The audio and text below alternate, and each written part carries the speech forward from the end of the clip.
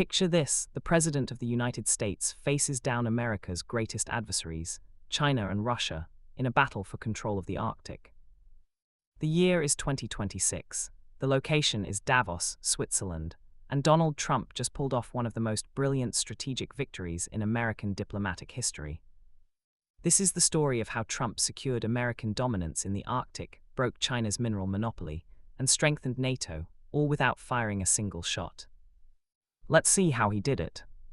To understand Trump's genius, you need to understand what's at stake in the Arctic. Greenland is the world's largest island, population 56,000, size larger than Mexico, and it's the key to America's security in the 21st century. Why does Greenland matter? 3 critical reasons. First, strategic location. Greenland sits at the choke point between the United States and Europe. It controls the GIUK gap, a maritime passage between Greenland, Iceland, and the United Kingdom that links the Arctic Ocean to the Atlantic.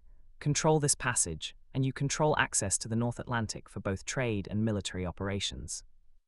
Russia and China know this. They've been aggressively expanding Arctic military presence for years. China calls itself a near-Arctic state, despite being thousands of miles away.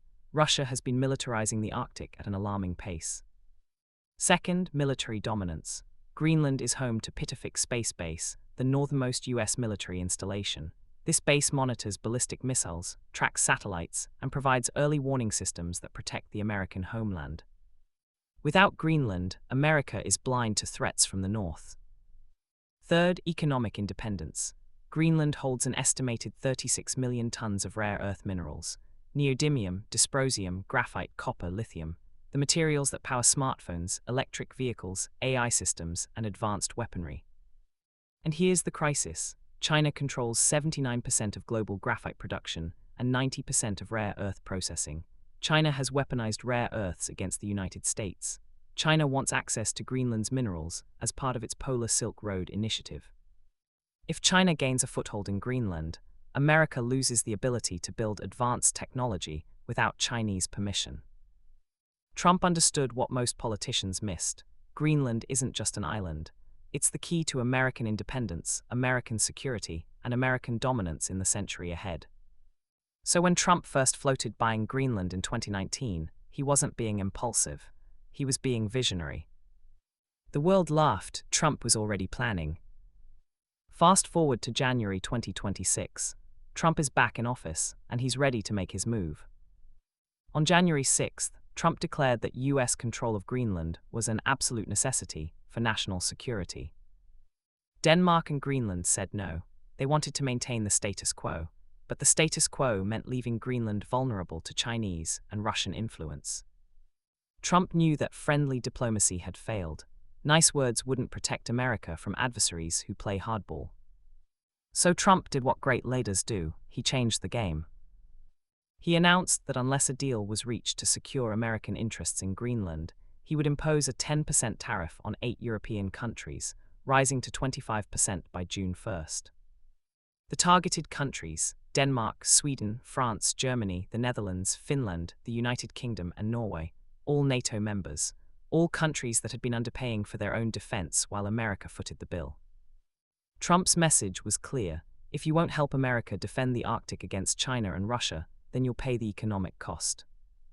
Critics called it unacceptable coercion, but those critics had no answer for China's growing Arctic presence or Russia's military expansion. Danish Prime Minister Mette Frederiksen insisted, sovereignty is a red line. Greenland's Prime Minister echoed the sentiment, we cannot negotiate on sovereignty.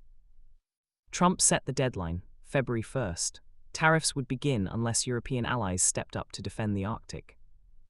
The choice was simple: partner with America to secure the Arctic, or face the economic consequences of inaction. Trump wasn't bullying allies, he was demanding that allies act like allies. January 21st, 2026. Davos, Switzerland, the World Economic Forum. Trump arrived to deliver a speech that would reshape transatlantic relations. In his address, Trump laid out the stark reality. America had protected Europe for 80 years. America rebuilt Europe after World War II. America defended Europe throughout the Cold War, and America continues to guarantee European security today. Trump said the United States had been stupid to simply hand Greenland back to Denmark after World War II without securing permanent American interests. But he also made clear America would not use military force. This would be solved through negotiation, through partnership, through strength. That evening, Trump met with NATO Secretary General Mark Rutte. The meeting lasted less than an hour, but in that hour, Trump achieved what years of traditional diplomacy had failed to accomplish. When the meeting ended, Trump announced, "I have just reached a framework of a future deal with NATO Secretary General Mark Rutte regarding Greenland and, in fact, the entire Arctic region." The announcement continued, "This solution, if consummated, will be a great one for the United States of America and all NATO nations. Based upon this understanding, I will not be imposing the tariffs that were scheduled to go into effect on February 1st. The tariffs were withdrawn, the crisis was resolved. But what did Trump actually achieve? The media called the framework vague. They said Trump provided no details. They claimed he backed down. They were wrong. 2 days later, the details emerged. Bloomberg and European officials briefed on the talks revealed what Trump had actually secured. The framework wasn't vague at all. It was a comprehensive strategic victory. Here's what America got. First, U.S. missile deployment in Greenland. Trump's Golden Dome missile defense system, a cutting-edge shield designed to shoot down hypersonic missiles, ballistic missiles, and advanced threats from Russia and China. The framework authorizes expanded American missile and radar installations across Greenland. This isn't just defense, this is deterrence. Russia and China now know that any attack on the American homeland will be detected and intercepted from Greenland. Second, priority U.S. mining rights. The framework includes agreements ensuring American companies get first access to Greenland's rare earth minerals. China is blocked from exploiting Greenland's resources. This breaks China's rare earth monopoly. America can now build advanced technology, AI chips, electric vehicles, military systems, without relying on a hostile power. Third, enhanced NATO Arctic military presence. European allies agreed to boost Arctic defense spending and deploy additional forces to counter Russian and Chinese expansion. For the first time in decades, Europe is actually paying for Arctic security instead of relying entirely on America.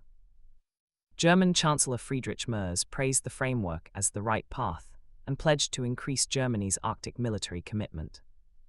Fourth, ongoing trilateral negotiations between the United States, Denmark, and Greenland on long-term security and economic cooperation.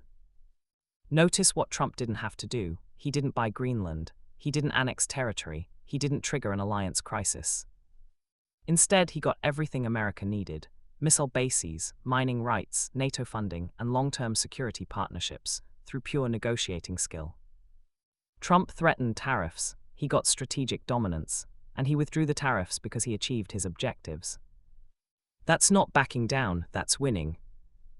Let's examine how leaders responded. Mark Rutte, NATO's Secretary General, confirmed that sovereignty was never the issue.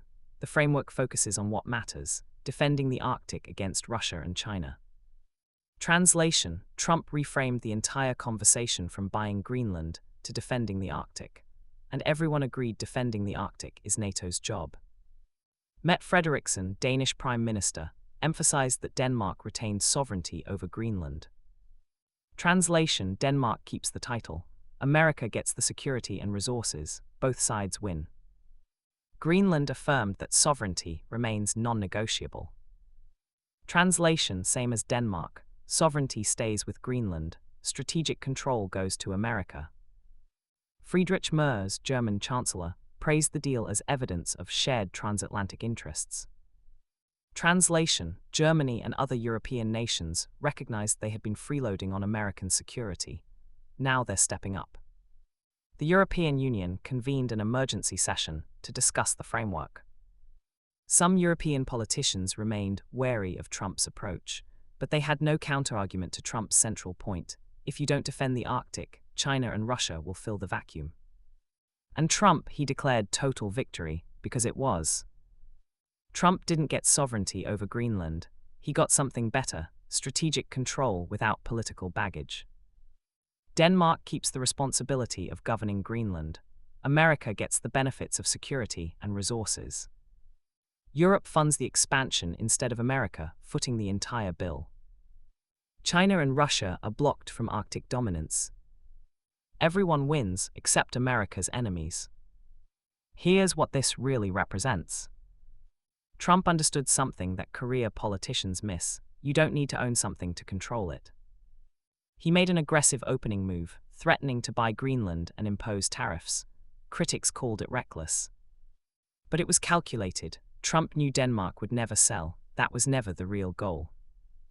The real goal was forcing NATO allies to take Arctic security seriously, to fund Arctic defense, to block Chinese and Russian expansion, to give America the strategic access it needs. By demanding Greenland, Trump created negotiating space to get missile bases, mining rights, and NATO funding. By threatening tariffs, Trump forced Europe to make a choice: partner with America or pay the price. Europe chose partnership, wisely. The result: America now dominates the Arctic without annexing territory. America broke China's rare earth monopoly without starting a trade war. America strengthened NATO without shouldering the entire cost. And the real losers: China and Russia.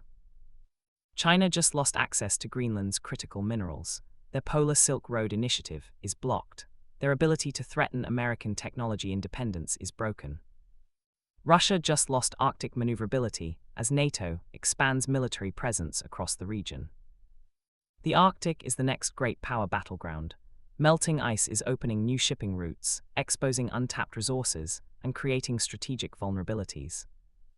Trump positioned America to dominate that battleground through strength, through smart negotiation, through leadership. No shots fired, minimal American dollars spent, maximum strategic gain achieved. Critics called Trump's approach transactional. They're right, and thank God for that. Because nice speeches don't stop China, polite diplomacy doesn't deter Russia, weakness invites aggression. Strength creates peace. So here's the final accounting. Trump set out to protect American interests in the Arctic. He succeeded completely. America got missile bases in Greenland. Check. America got priority access to rare earth minerals. Check. America got NATO allies to fund Arctic defense. Check. America blocked China and Russia from Arctic dominance. Check. And America did it all without annexing territory, without firing weapons, without breaking alliances, and without spending massive taxpayer dollars. Denmark kept sovereignty over Greenland, but America got strategic control. Europe avoided tariffs, but Europe is now funding its own Arctic defense. Greenland remains self-governing, but with American protection and American investment. Trump called it a great deal for America and all NATO nations. He was right. This is what American leadership looks like. Not endless committee meetings, not apologetic weakness, not hopping adversaries will play nice. Real leadership means identifying threats, making bold moves, using leverage, achieving objectives. Critics will say Trump was too aggressive, too transactional, too focused on American interests. Those critics have no answer when China controls the minerals that power American technology. No answer when Russia threatens Arctic shipping lanes. No answer when NATO allies freeload on American security. Trump had answers, he delivered results. The Greenland Framework is a template for American foreign policy in the 21st century: clear objectives, strong leverage, smart negotiation, strategic victory. America's enemies learned a lesson: the United States will defend its interests, aggressively, effectively, unapologetically. America's allies learned a lesson: partnership means contribution. If you want American protection, you pay your fair share. And the American people got what they deserved: a president who puts American security first, who breaks Chinese monopolies, who strengthens American power, who wins. Welcome to the art of the deal. Where American interests come first, where strength matters more than speeches, and where winning isn't just possible, it's expected. The Arctic is secured, America is protected, the deal is done. That's leadership, that's Trump,